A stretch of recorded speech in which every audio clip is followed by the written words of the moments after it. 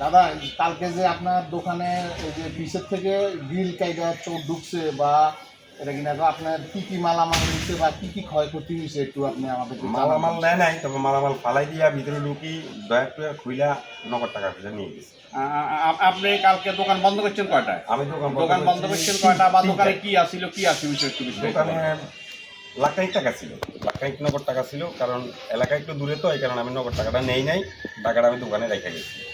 আজকে আইসা ব্যাংকে দিয়ে আমি কোম্পানি থেকে দোকান বন্ধ করছেন কয়টায়? 3টা বাজে বন্ধ করছি দোকান বন্ধ। আপনার কারণে আপনার কোনো সন্দেহ হয়নি যে না এমনিতে এরকম কোনো সন্দেহ বা আপনারা ফলো করছে আপনি যখন বেচা কিনা করেন বা টাকা গনেন বা এই সময় ফলো করছে এরকম না কারণে সন্দেহ না, এরকম কারণে সন্দেহ হয়।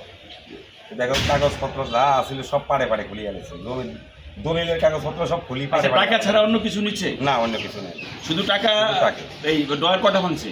দয়ার মাংস হলো টোটাল 4টা মাংস। 4টে ভাঙছে, ঢুকছে তো পিছিয়ে দিয়ে এটা নিচ্ছি। হ্যাঁ, পিছিয়ে দিয়ে ঢুকছে। পিছিয়ে দিয়ে ঢুকছে? কোন আনতে ঢুকছে? এই জ্বালানার গ্রিল ভাঙ্গি তারপরে ঢুকছে। একটু ওদিকেও দেখাবো, এটা দিয়ে ঢুকছে ওদিকে এই দরজা দিয়ে বাড়িছে কোন আনতে? এই দরজা দিয়ে বাড়িছে, এই দরজা দিয়ে বাড়িছে। দুইটা আর কি দরজা খুলছে। কটার সময় এসে আপনি খেয়াল করছেন ব্যাপারটা?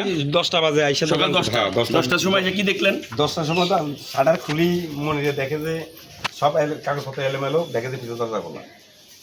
এরপরে দেখলেন যে আপনার সব খোলা, পাড়ে পাড়ে সব। টাকা পয়সা কিছু নাই? না, কিছু নাই, কাগজপত্র সব এলোমেলো, এগুলো ঠিক করতে মানে সারাদিন লাগবে। এত টাকা আপনি ক্যাশে কেন রেখে গেলেন? ওই যে কালকে বদ্ধ ছিল তো, আর আমার বাড়ি যেহেতু দূরে, টাকা ক্যারিং করতে সমস্যা হবে, এই কারণে মানে আজকে রবিবার ব্যাংকে দিয়ে দিবেন, এই কারণে আপনাকে উপরে রেখে গেছেন। এখন ধরেন আমাদের নাইট গার্ড তো থাকে, আমাদের নাইট গার্ড তো সে সামনে ইয়া করে, বা আপনার তো পিছনে দেখার মতো ওই ধরনের কোনো ঢুকার মতো কোনো সুযোগ নাই, এই কারণে আসলে পিছন দিয়ে ওইভাবে আমরা নাইট গার্ডকে জিজ্ঞাসা করবো, এটা ঠিক আছে, কিন্তু ঘটনাটা ঘটছে কি মানে পেছন দিয়ে ঢুকাতেই নাইট গার্ডকে আমরা অত বেশি প্রেশার না দিলেও আমরা নাইট গার্ডকে জিজ্ঞাসা করবো যে সে কেন এখানে শব্দ পায় নাই বাকি এইগুলো। এরপর নাইট গার্ডটা আমাদের জিজ্ঞাসা কোনো প্রয়োজন, আমরা আইন শৃঙ্খলা বাহিনীর সাথে আমরা কথা বলি, আমরা দেখবো আপনার এটা কোনো ক্লু বাইর করা যায় কিনা। আমরা আপ্রাণ চেষ্টা করবো, আমরা আসলে সবসময় আপনাদের পাশে থাকারই চেষ্টা করতেছি, শুরু থেকেই যেন আপনাদের সহযোগিতা যে কোনো সুবিধা অসুবিধা দেখার জন্যই আসলে আমরা চেষ্টা করতেছি। এরপরও আমরা প্রশাসন, তারপরে পুলিশ প্রশাসন বা অন্যান্য যারা আমাদের কমিটিতে যারা আছেন, আমাদের নাইট গার্ড আছেন, আমরা তাদের সাথে আলোচনা করবো এবং আপনাদের আশেপাশে ব্যবসায়ী যারা তাদের সাথে আলোচনা করি, আমরা দেখি এটা কীভাবে কী করা।